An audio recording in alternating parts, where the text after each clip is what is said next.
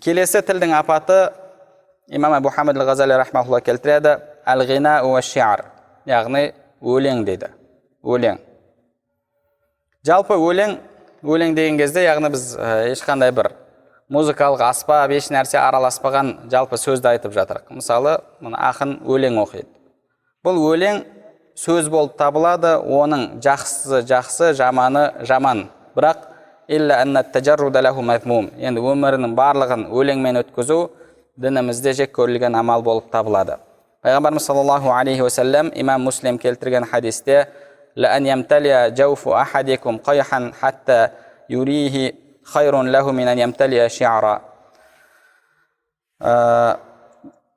Сендердің біріңнің аузың іріңге толып қалатын болса, бұл өлеңге толғаннан ол үшін жақсырақ деді.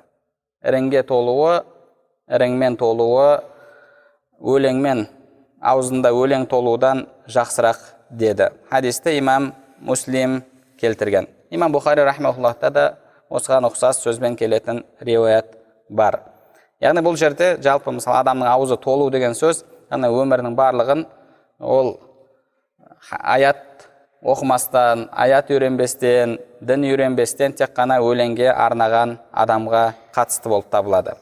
Әлбетте адамның негізгі сөзі бұл Алланың кітабы, пайғамбарымыз саллаллаху алейхи уассаламның хадисі болуы қажет.